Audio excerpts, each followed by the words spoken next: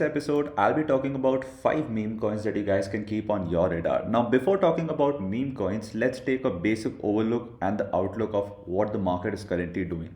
When we look at the current heat map of the market, Bitcoin has retraced a little. We've seen Ethereum moving up quite well, but not that impulsively. Ethereum currently is up 0.5%, BNB is up 2%. But let's talk about why meme coins and why am I talking about meme coins to keep on your radar. Now you need to understand what's exactly carrying the biggest liquidity and at the same time what is outperforming the market. The only two sectors that's currently outperforming the market are the first one being meme coins or the meme sector, and the second one being RWA or real world assets token.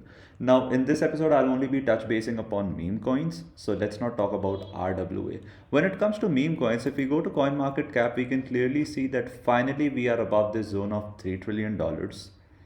Bitcoin dominance has surpassed new highs as well. Ethereum is not outperforming Bitcoin as of now, but when it comes to meme coins, you can clearly see that Shiba Inu is up 27% on a 7-day basis. And I forgot to add Doge. Doge is up 80% or near about 80%.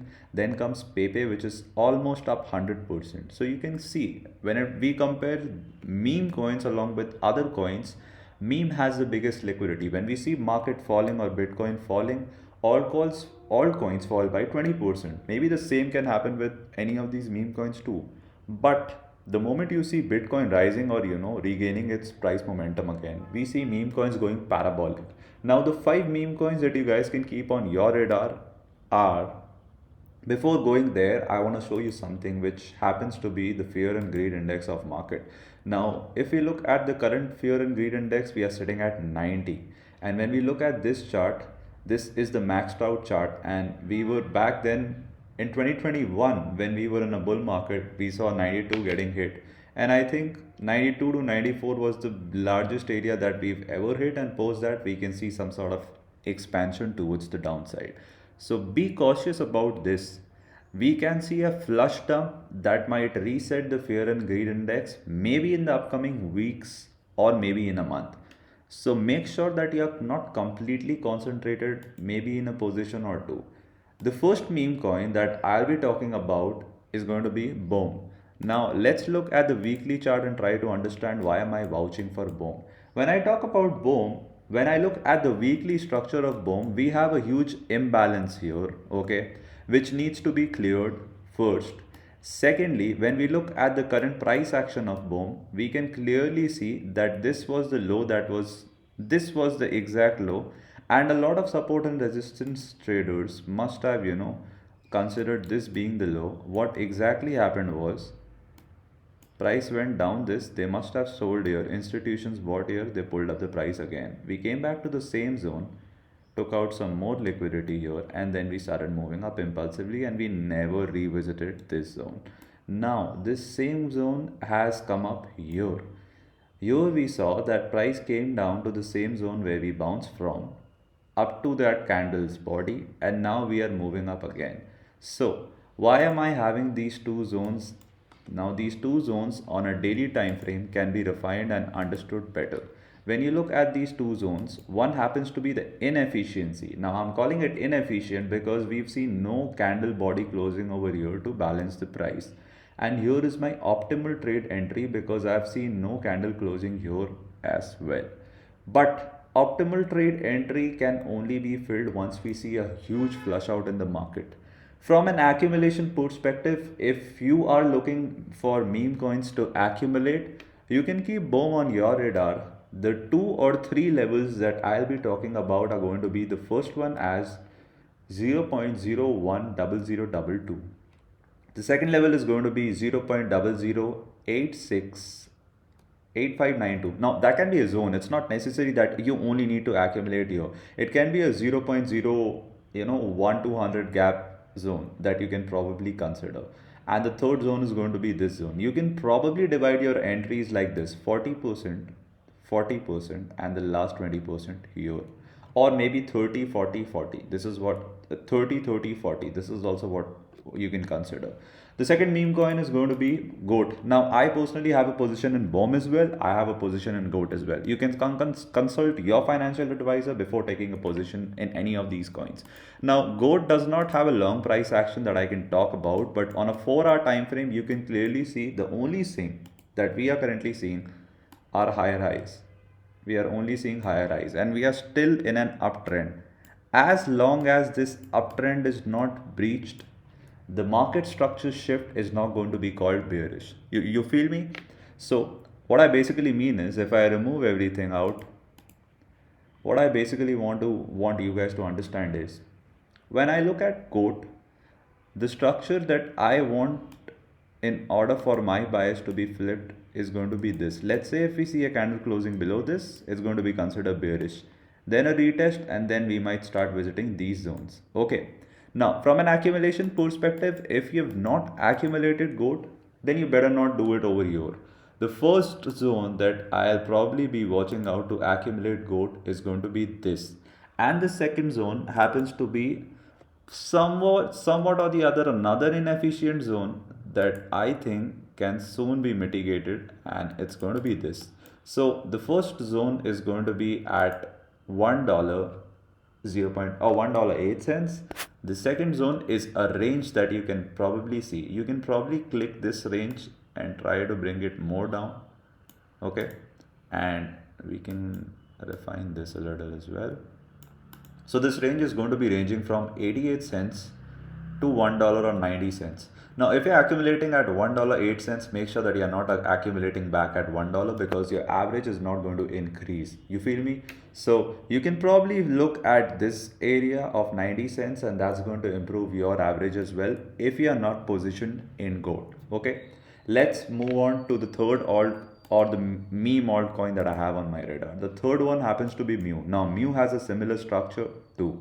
When you look at Mu, we are doing nothing. We are not ranging. We have already built a base where we made the recent swing low, and post that we just started moving up. Now this area is where meme or Mu, not meme, sorry, Mu is trying to consolidate and compress. Now whenever we look at compressions, what we basically see is, let's say if this is the high and this zone is the zone that it's going to be considered as a high. Now it's already trading at its all-time high.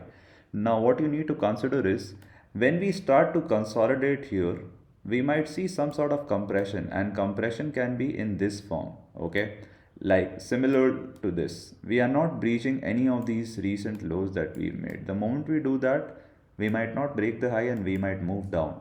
But when we look at the current price structure, we can see that it's making highs. Now we might try to consolidate here, compress for a little more and break out at once. This is why I have Mu on my radar.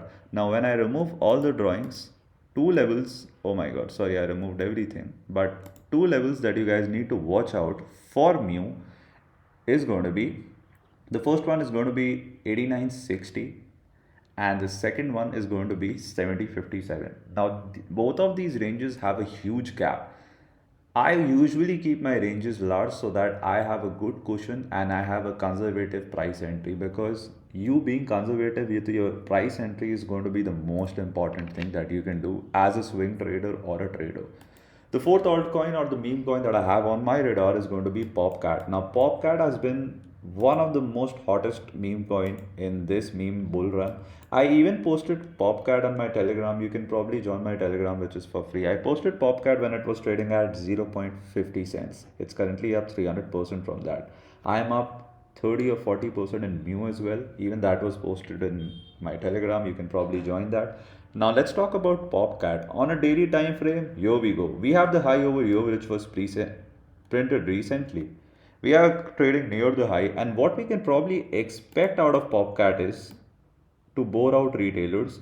We can consolidate here for quite a while, and post that we might see an expansionary move, and that is going to be very parabolic. Okay, from a 4 hour perspective, when you look at Popcat, we are doing what I exactly talked about. We are just trying to consolidate here. Post this consolidation, this whole compression. Now we are simply getting compressed here and then we might bounce. But When it comes to when I remove this compression out and when I talk about another bearish bias that I have, the moment we see Popcat breaking this level down, we might see Popcat visiting new lows as well, or probably this area. This is the reason why I have these two zones that you guys can probably watch out if you are interested in accumulating Popcat.